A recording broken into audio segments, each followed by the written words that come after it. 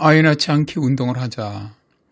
올해 전 세계에서 나타나고 있는 기후 재앙들을 보면서 기후 이탈이 이미 시작되는 것은 아닌가 걱정스러운데요.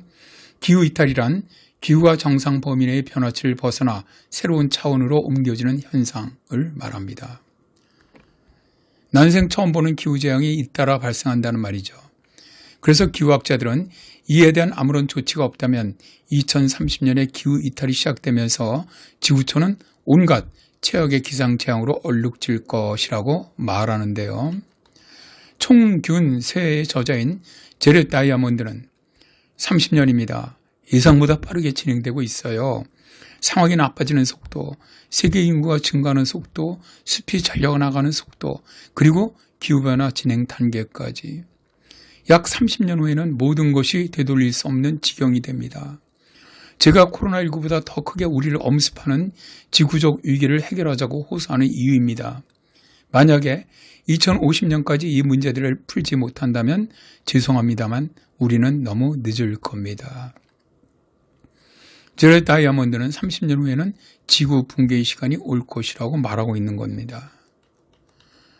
그렇다면 정말로 심각해지는 기후위기 문제를 어떻게 해결할 수가 있을까요? 영화 킹스맨의 빌런, 또 악당 타노스처럼 사람 수를 줄여서 해결을 할까요? 자, 영화 킹스맨은 이산화탄소 증가로 기후위기가 심각해진다는 배경을 깔고 있는데요. 영화에 나오는 악당 발렌타인은 기후위기를 막기 위해 많은 방법을 써봤지만 다 실패를 하자 이산화탄소를 줄이기 위해 사람들을 대량으로 없애겠다는 계획을 세웁니다. 다행히도 젊은 전세의 맹활약으로 악당의 계획은 무산되는데요. 그런데 궁금한 것이 있지 않습니까? 영화에서처럼 사람을 대량으로 죽이면 기후위기의 위험성이 줄어들까요? 이론적으로는 그렇다입니다. 인류 역사에서 이산화탄소 농도가 가장 낮았던 때가 징기스칸의 정복 전쟁 때, 또 14세기의 흑사병 때였는데요. 당시 많은 사람들이 죽으면서 이산화탄소 농도가 낮아졌었죠.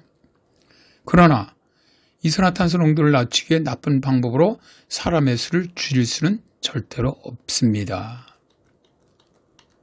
그런데 빌런들이 주장하는 것처럼 사람의 수를 줄여서 기후위기를 막자는 운동이 실제로 벌어지고 있습니다. 강제로 사람을 죽여서 줄이는 것이 아니라 아이를 낳지 말자는 겁니다. 영국에서 출산 파업 운동을 이끄는 사회운동가 블라이스 페피노는 지금은 기후 비상사태다.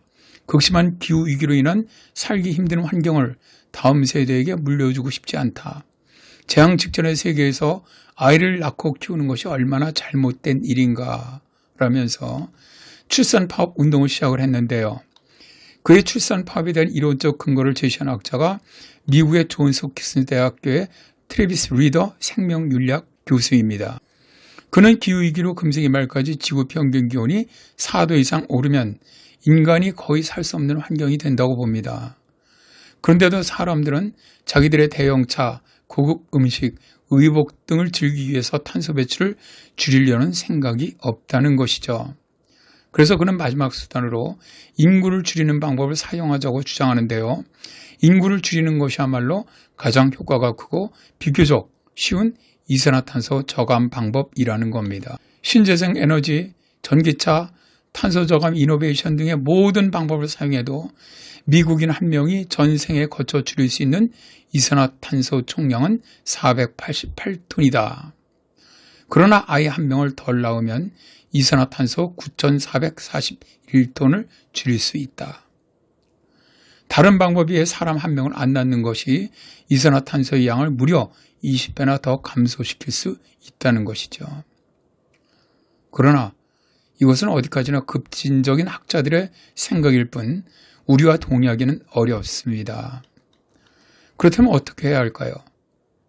우리의 삶뿐만 아니라 우리 아이들의 삶을 위해서 기후위기를 막는 일에 우리 모두 동참해야 한다고 봅니다. 현재 전 세계적으로 벌어지고 있는 2050 탄소 중립, 신재생 에너지 확충과 수소경제, 대기오염과 온실가스 배출원인 석탄 발전 폐지, 산림과 블루카본2의 보호 등 국가 정책에 적극적으로 동참을 하고 후원해야 합니다. 그리고 우리의 생활에서 이산화탄소 배출을 줄이는 삶을 모두가 살아야 합니다.